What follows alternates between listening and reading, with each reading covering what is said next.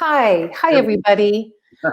I am Lisa Gardner. I am a marketing and brand strategist, and I work with creative entrepreneurs. So when I'm doing these conversation with creatives, I felt like this was a really good year to start having these conversations because the creative people in our lives and in our societies are the ones that really are the problem solvers and the change makers and the positive people, and they're moving us forward in a better way. And so that's what I feel these conversations are all about too.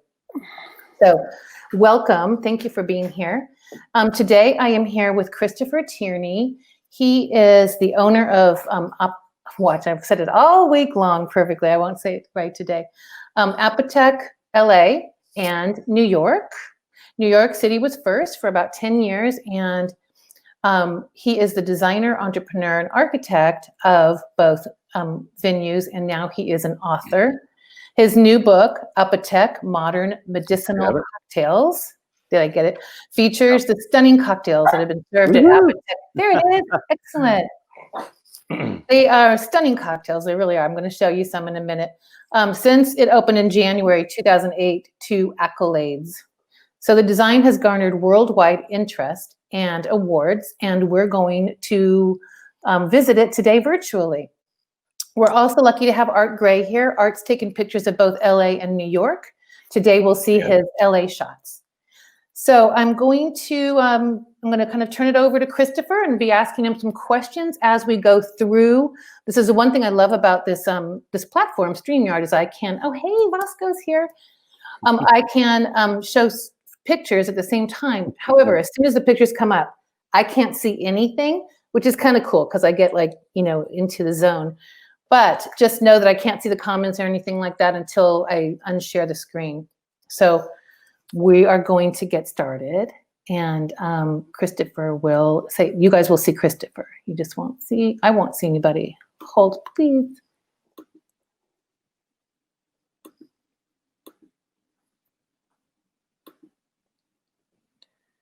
Let me start the slideshow. Okay.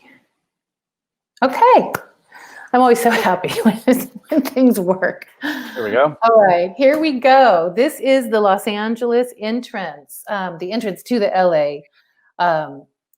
It's hard to call it a bar because it's really not a bar. It really is an experience. And so I'm going to ask Christopher first about walking us through this experience and like how you started this bar in Los Angeles, why, and kind of what was your inspiration behind it? Yeah, thank you. And thank you so much for having me on this conversation.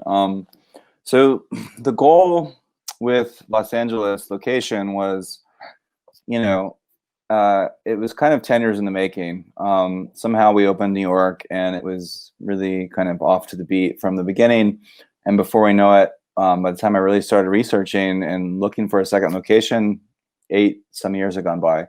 So the goal was in Los Angeles, I was like, how do we, kind of replicate what we did in New York? And the big part there was, bringing New Yorkers to this kind of new frontier, a place they've never been. It was this little elbow street in Chinatown that no one's ever heard of, and it had this big mystique to it. And then you go down this street and you kind of find the kind of unmarked door to the Apotheke, and then, boom, you're transported into this place you didn't thought exist. And so that was a challenge for Los Angeles, because how do you do that in LA? Because it's easier to do it in New York per se, because it has more density. There's still some uncharted neighborhoods. LA is obviously much more spread out, but it's much more kind of known as to what is safe and not. So that was the first challenge. And the other challenge with Los Angeles is, I wanted a space that had a big outdoor, potential, a big outdoor kind of garden potential that would allow kind of the natural elements of the brand and Apotheke to come through this garden with our herbs and, fresh botanicals that we use in our cocktail program. Mm-hmm. And you also deal with the parking in LA, which is something that was new to me when looking on Map Coast. And so when you put those 3 factors together, it's hard because you could always find 2 of the 3, right? You could always find, an outdoor space and a space that also had something eclectic or some interesting about it, but you couldn't find the parking.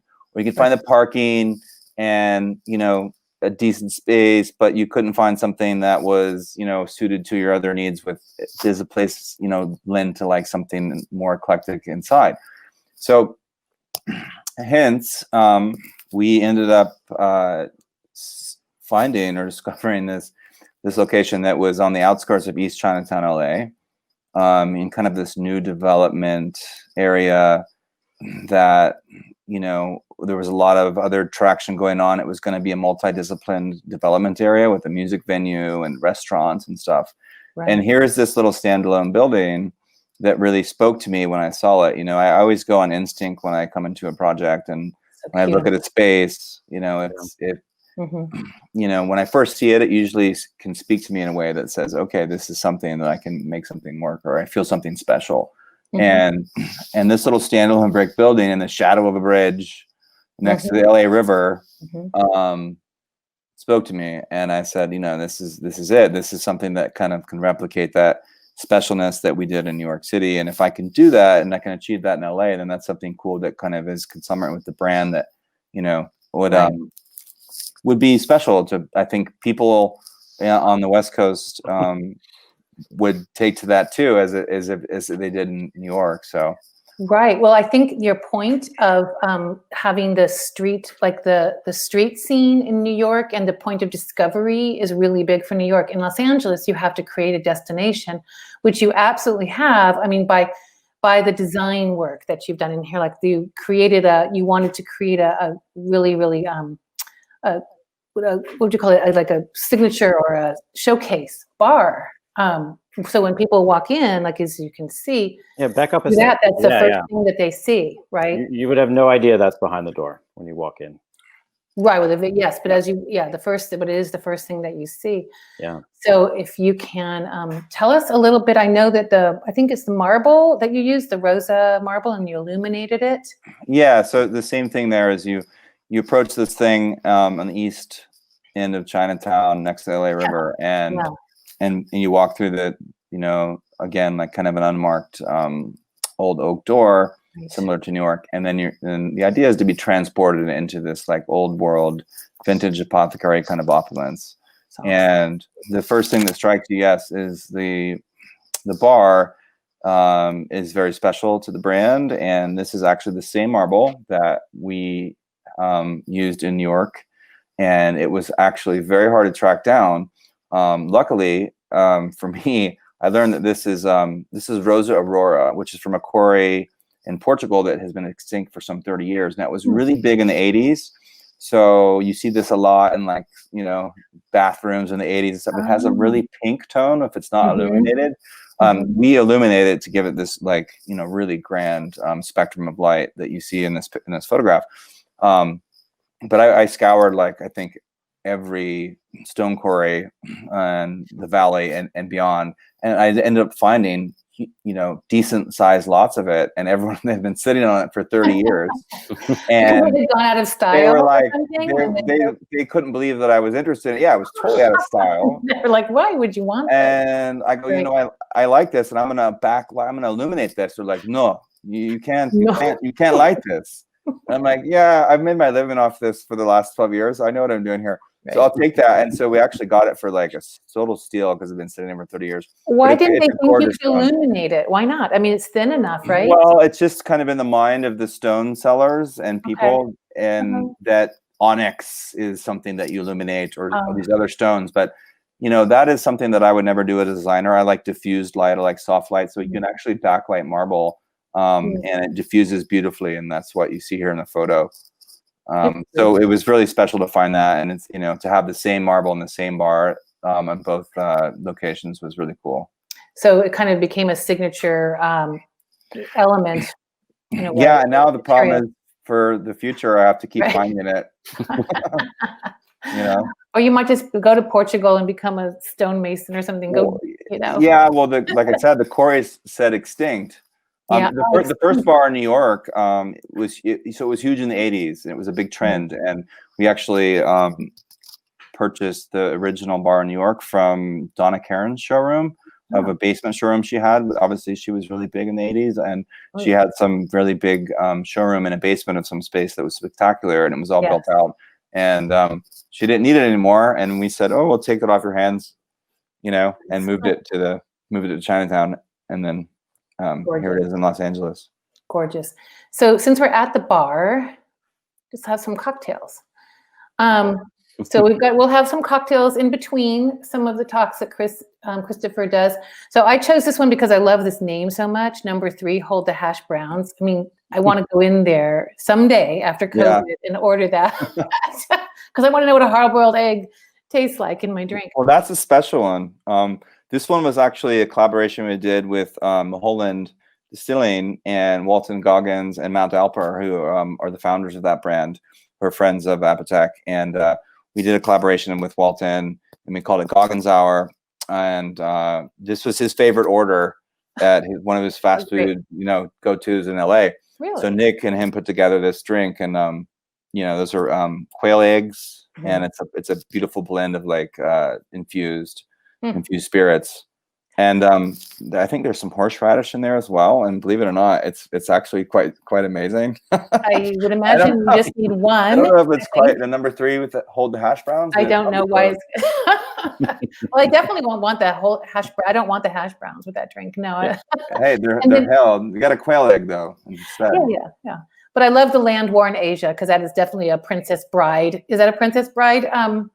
Reference because of we kind of like to play on those a little bit from time to time. That one actually comes with the rosemary garnish that you see. Yes. On top there actually is dipped in absinthe and then is lit on fire, and then it comes flaming as you get the drink, and it kind of the absinthe kind of coats the outside, and then it kind of burns off and maybe slightly crisps the tip. So you get a really beautiful nose when you get that one. Well, this brings up a good point in that we want to talk about too, because Apotheke comes from the German word apothecary, and you do have a medicinal vibe kind of going through all of the drinks, and also with the bitters that you're now creating and selling. So can you talk a little bit about the medicinal quality of cocktails? I mean, we all know.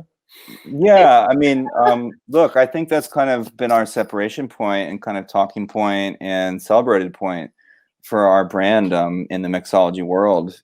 From the onset, when mixology was kind of coming into light back in 2008, there was all this speakeasy movement and a lot of traction with some other, really reputable places, Sasha Bertrinsky with Milk and Honey and stuff. And it was kind of the time it was on our side, and I kind of had this big vision to take the mixology world and concept and really give it some brand depth with the apothecary, and kind of translate that into our craft. And so the apothecary itself is basically, what we do in ways of, it's botanical medicine. It's almost homeopathic or whatever. It was before there was Duane Reade and whatnot. There was apothecaries, and you came in there and you ground up your botanicals and told the apotheker your ailment. And a lot of times the best way still to this day, as it was back thousands of years ago in the apothecary, is the best way to extract the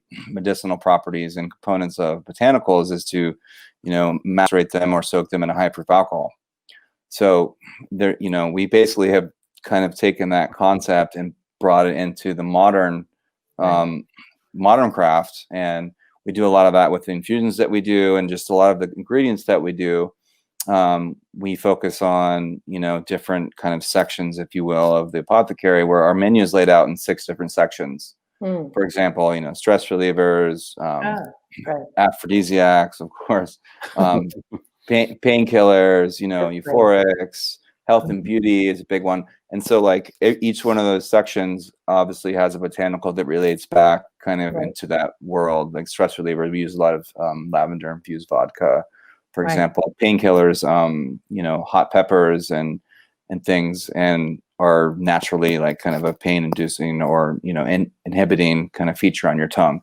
So it's really it's fun, and it's a really way to like be authentic with the roots of the apothecary. And it does offer someone who is an alcoholic connoisseur An to, excuse yeah. for going through the whole menu. Yeah. But this is also, I love this too, because this is also a good cure for the design oriented and for the people who want to have something soothing to the eye. And someone had once said that the design looks like the Grand Budapest Hotel from the Wes Anderson movie, which I do see this here with a little bit of the Viennese kind of, I don't know, and the over the top, fabrics and stuff. So I think it's beautiful. Yeah, so the Biedermeier era from the Viennese, influence was a big influence for me for the design. So that's an Austrian influence, but I try to take that and kind of always, imply or implement a couple other, motifs to give it kind of its own identity and soul. Right. So the banquettes you can see with that kind of curve there is a very Biedermeier-esque motif. And we'll show an actual. So Lisa, yeah, I was going to ask Art about what. So I've known Christopher for quite a while, but the thing that interested me the most in working with him on this project and then also shooting the bar in New York was that what he's not saying is he's being very humble. He makes all this stuff. He makes all of this, right? So not only does he design it, but he's the guy doing all that stuff. And so you'll see some pictures as we go on to the slideshow. But every single little detail. And as a photographer working with designers around the world, that's very rare. Yeah. So we had a lot of fun doing this. And and we'll talk in a minute too about lighting. The lighting, because this is a very dark bar. You say you walk in at night. Like I haven't seen it pre-COVID yet, right? Or post-COVID. But you said you've walked in and it's all candlelight. So it's a hard space to take a picture. Yeah, well, it's basically you're walking into a black box. Bigger. Yeah, it's not a very big room. But as Christopher and I talked from the beginning, he wanted it to look like it looks, and it's basically a dark room lit with candles, which.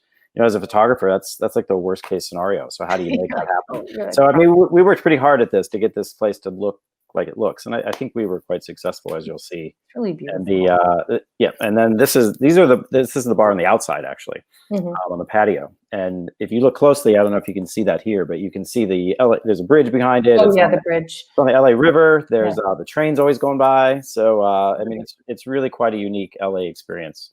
Which is what we tried to capture here with Nick and making all his fantastic cocktails. He is amazing. So he is the guy right there, Nick. And all of the outdoor space then extends off of this. Right. And Christopher, then is this the same marble that is in the main bar, or did you use something a little bit less? This is the last of this marble that in LA, as far as I knew or I could find. So I was able to, because this is quite a bit more bar footage than we have in New York. This is like 50 linear feet, and in New York it's only like 30 feet. So this ends up being quite a bit more marble. I'm not going to do that yet. Well, what I wanted to ask you too was when you go into these projects and you've got, and if hands-on, I mean, because I understand hands-on kind of DIY projects, loving them myself, but you have to figure out then what are the elements in this project that you said, I have to get this right. Yeah, well, I'm kind of, I guess I'm a self-taught designer from, every discipline. I mean, I took a couple courses from Academy of Art in San Francisco to learn how to read some plans, but, you learn by doing in life, right? And you definitely learn by doing in design. And when you especially start off in projects in this nature, you're always going to be at the end and not have the budget that you wanted to get those details. And for me, the details are everything. And the details is, what creates that final push to like push it into kind of a realm of something special and something that separates it from maybe the smorgasbord of other places that you visit. And I have to have those details. So I naturally had to pick up tools and start to learn how to do the things that I wanted to do, not only because maybe I was out of budget on my original projects, but more so like because it's kind of hard to find a contractor or fabricator that is going to do it the way you want to do it. And I just found over time and across all these projects that I've done in my time is that it's just quicker and easier and cheaper and more efficient to do it yourself and get what you want. Right. So, when it comes to like routering the underside of a joist and then painting it with gold leaf. Lisa, can you go back a slide or two? Sure. when you're in there, especially after the first drink or so. You want to show the ceiling or what? Yeah. Well, actually, go two forward. I don't think. Ooh, the other way. I'm sorry, back the other way. Yeah, and you start like taking in all the details. Which one? There's like gold leaf on every single one of those little beams up in the ceiling. Yeah, They're like in these beams up here, like each router side has the gold leaf, and that was just kind of a detail that I had. You know, a lot of times I see things. I go into a project about 70% on plan and idea, and then I leave about almost 25 to 30% of it like in the flow as the space comes together. I think as an artist would do as he's painting a painting, right? Like, you know, when you paint a painting and you think of an artist, you come back and you take a look at it and you go, oh, there needs to be a little more color balance over here with some darker hue or pink or something. And I do that many times throughout the project, and so that's what I think really gives it life and a soul that that I find is really important. Yeah, and then here, I want to go forward to a couple more of the design shots as we're talking about the design. We can go back to cocktails. But I just want to keep it. Yeah, Vasco, me.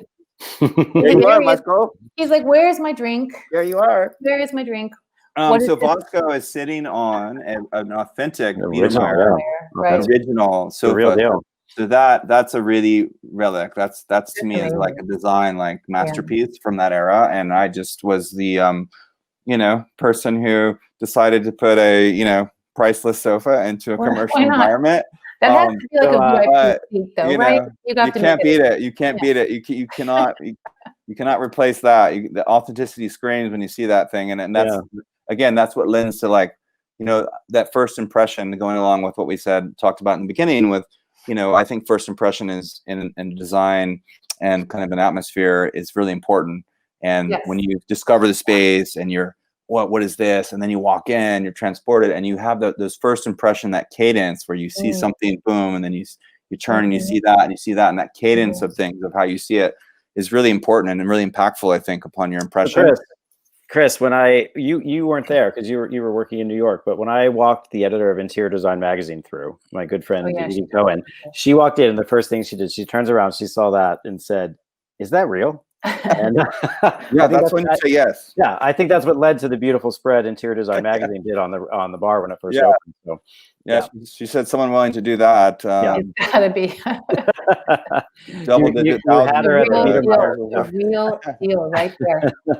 So then the details too, right? So yes, the big splashy Biedermeiers and the things that people then are like, wow. And then they start looking around at the details, like the lighting and all of the logos that are on all of the upholstered walls and that you designed yourself.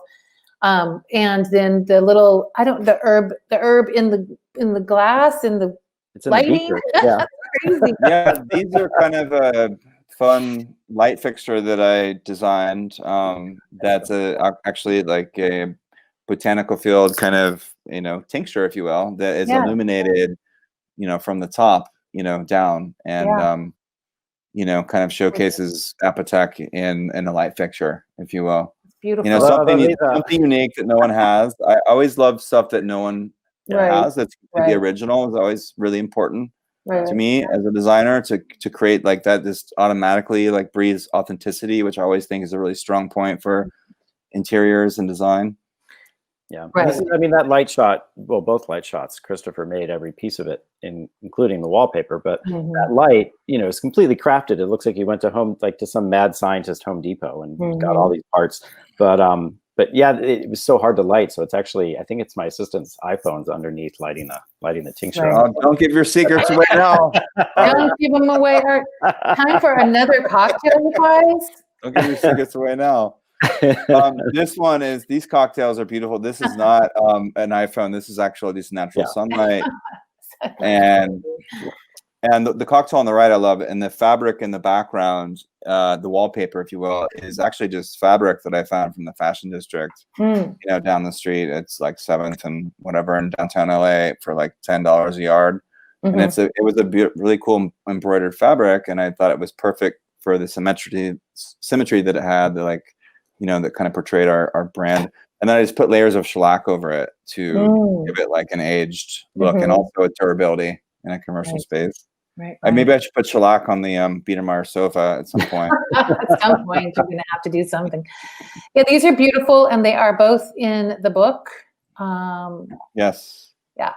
And so then here's another example of hand done detail. Well, one, it shows the bar really well. Yeah. It shows props go off very well. But also the hand painted detail of the logo onto the wall and that little tiny, I just love that little floral design there.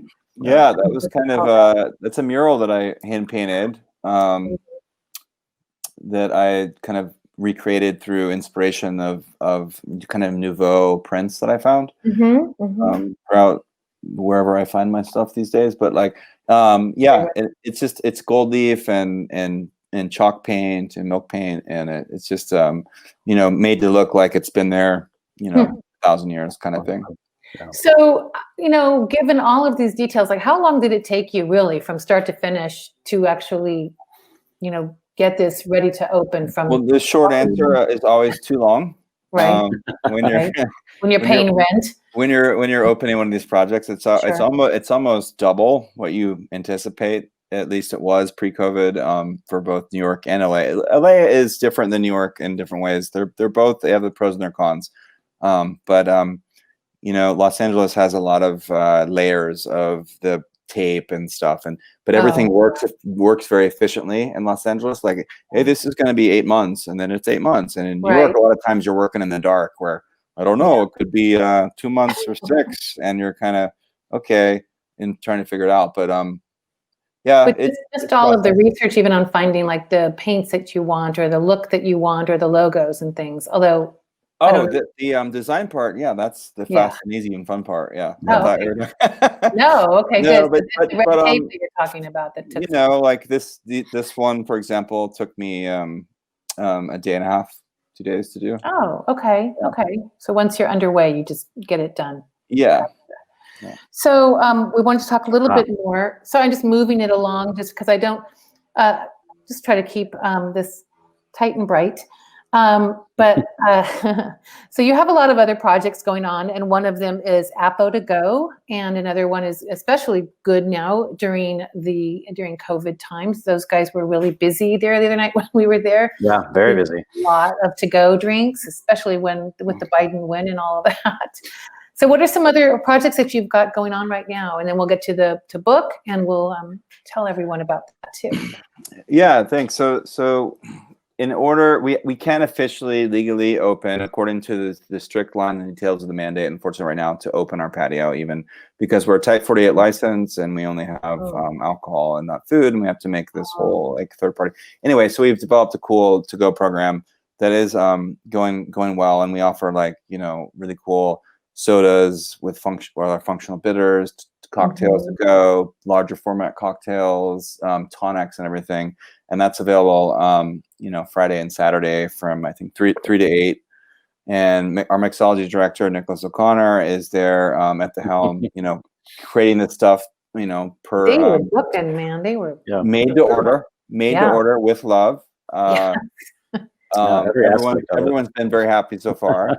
Yeah. And other than that, we are just figuring it out with everyone else. You know, we are planning to reopen New York City, new location, given the 50% tolerance or 50% occupancy, that is, capacity, waiting for that. And then we're planning to open very soon. And then we're excited for a second New York City location. Oh, great. In the Nomad area of Manhattan, like around 26th and Broadway area. That's exciting. Yeah, that's really exciting. And it was, you know, it was almost good to go before the onset of the latest, you know, thing we're dealing with. But I'm excited about it, and I'm at the, you know, kind of point of pushing forward and looking towards the future, that everything's going to have to come and normalize. And look, and if it doesn't, if New York City doesn't come back, then the world's kind of, you know, in a bad spot, isn't it? So, Chris, how did you get in the publishing world? How did you get them to sign off on a book that's part design, part like recipes, cookbook? How'd that happen? Yeah, so the approach was, with the proposal that we had, was we have this really cool brand that happens to be in the cocktail world, and it's a cocktail bar, but it happens to be this brand with a lot of depth with we've gone over in this conversation with the Apothecary and its roots and its all this really cool authenticity.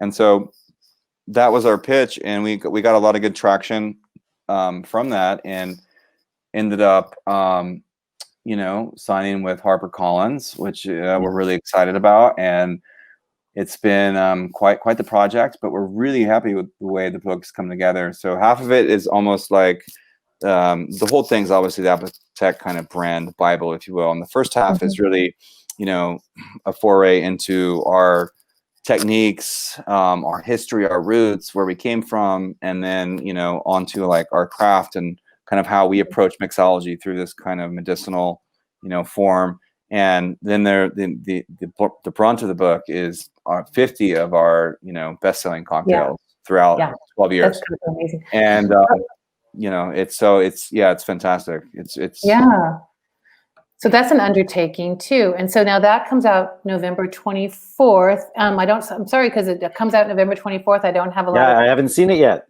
From the book. You have one though, I know right? Chris has one there. Yeah. I just got these fresh off the press. These are the advances. Art, don't worry, you're credited in there fully, and your photographs are beautiful. Good to hear. But you can see it's just labor of love. I for one, Absolutely. being biased as I am, having worked on it so much, I mean, I can't find a boring page in here. I think it's a really interesting read from the front half of the book and all this information, and then obviously the true value is like the 50 of our recipes that are there for the taking. Well, I wanted to tell everyone that there is a pre-order special going on, and I pre-ordered mine like last week. So the pre-order before November 24th gets 5 extra cocktail recipes that aren't in the book. Then if you order before December 31st, as you need to do for the holidays, you get a membership in the Apotheke Atelier, which are all of those videos that Nick has been putting together. I think you guys are also doing Zoom cocktail classes too. So you might want to, if anybody's out there that wants to add another component to their virtual event, they are doing Zoom cocktail parties too, which would be really cool. Cocktail classes, sorry. And then I will put all of this stuff in the comments later, as I can't really do links, here, and I can't do comments right now. So I'll put those in the comments later, the link to get the pre-order book, and the link to all of where to get in touch with Christopher and Nicholas and everybody. So I'm going to stop sharing my screen, and I'm back. Hi, everybody. Hello. Oh my goodness, we have 36 comments, y'all. Yeah, okay. Wow. Sorry. Okay, so I'm gonna take a look at comments, and we're gonna ask some questions. Oh, hi. Here's Anne. Anne Snow Curry asked, "Do you deliver to Steamboat Springs?" I don't think they've got delivery yet. Yeah. No, unfortunately not. No, never did that yet. So never say never. So we start from the beginning here. Let me just see if there's anything. Okay, so we'll just kind of go through some comments. Reminds me of Moulin Rouge, yes. Warm, rich colors, looks like onyx. Think of Morocco. That's a good one from Kim. It's maybe some Indian influences. So let's see. I think and I think that's the way art framed the photograph to make it look Indian for some reason. Might be. Everyone's kind of interested in the absinthe, which we know has a little bit of psychotropic or something, qualities. The chandelier. Are we talking maybe about that shell? It looked like shells. The pink one that was. Oh, the big one in the main room. What is that, Chris? Are those so shells? Yeah, that's actually a originally commission of Murano glass chandelier for a hotel in Milan, and I was able to pick that up at an antique place in Los Angeles. But it's kind of one of 4 I think ever made. It's pretty cool. Yeah. Well, when you buy the book, you'll see photos. Christopher actually made the chandelier in the center of the New York bar. Yes. Very similar to the lights with the beakers filled with liquids, and it's incredible. So you'll see that in the book. So Tahira, she says, this is exactly the brand therapy I needed today. The talent and attention to detail is thrilling. This is so true. And Nick, for some reason, says that bartender in the picture is so good looking. Well, you're so right. Okay, so they go on about that. The nice dogs. The dog is even better looking. That was Nick's, not mine. Okay, so I'm just looking to see if there's any questions, you guys, for Christopher. I love all your comments. Oh, thank you, Andrew. He put in the link to it. Yes, thank you. How to make your order for picking up for Friday or Saturday for your drinks if you're here in LA. And you just pre-ordered. I love you. Thank you. Okay. Oh, and she put the whole link in there. She is on it. Okay, we've got some good. I've got some good friends. Yeah, and then I'm not even gonna answer that one, Nick, because I don't know if is that an inside joke. I don't know. Where did all the bottles and things in the shelves? Oh, yeah. okay. Well, where did you get all the props from? They're so all the props that authentic you're talking about. Like on the shelves at the bar. Those are collected from around the ways, from grandma's attic to vintage shops in the Catskills to places in Paris. I mean, it's kind of wherever you can find it, you know. Dark now. Yeah. Yeah. That's got to be, I think, a job in itself, is trying to find all of those things, and then just because it was in 2008 it was a little easier because it was above or before trend, and now the Apotheke is quite on trend, so it's a little more out of reach in ways, but it's still available. Yeah. Well, thank you. I think that if you guys have anything more to add, but I think that we've kind of added. Oh, thanks, Cindy. Thank you. My friend Cindy, who's a great photographer, is here. That's nice. That's nice. Yeah. So I think that that kind of wraps us up. But I'm going to, once we get off and I can get back into the Facebook comments, you guys, we'll answer some questions to you.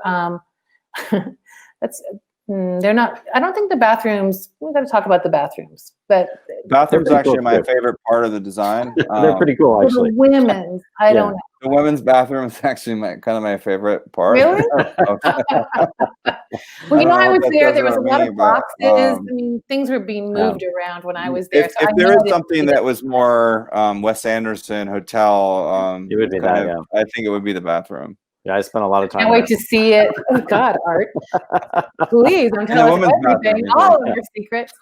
But so wait, Chris. Once again, when did the book come out? Shining. So yeah, it's releasing November 24th. It's soon. Okay. It's soon. Yeah, it's right around the corner. Yeah, so that's why I'm saying yes. That I will put all of that information in there as well. Good, very good holiday gift, I think, for most people. So, just saying. Well, I mean, as long as we're still at home, there's a reason to try to make these cocktails because they sound at least. I mean, they make yeah. Okay, so we'll ask one more question from Reese, and then we'll sign off. He just says, "What are your favorite cocktails?" What are your favorite? What's your favorite? For me, my all-time favorites would have to be the Sitting Buddha from New York, and is that the green one? Is that the green one with the little? It's lemongrass, cilantro. And then from Los Angeles, the Angelino's Way, also cilantro and infused tequila and stuff, and those are my two go-tos. I like to keep it at two. That's enough. It gets too confusing otherwise. And of course, beer. Yeah. Because Christopher also has, which we didn't talk about, but he has a brewery up in the Catskills. That's for a whole nother conversation with creative, because it is gorgeous. So anyway, thank you so much. Seriously, I'm so honored to have you here, Christopher. And thank you so much. Yeah. Thank you for everything. Thank you, Vasco, for being so good and being such a good mascot today. It's good to chat with anybody, if anything, in the from the Catskills here in the COVID. So Vasco, say hi. You guys are just like, we're out there talking to each other for months and months. All right, guys. I always hate to say goodbye, but thank you so much. Thank you, Lisa. Thank you. All right, thank you. I'll see you later. Bye. Bye. See you, Chris. See ya. Bye.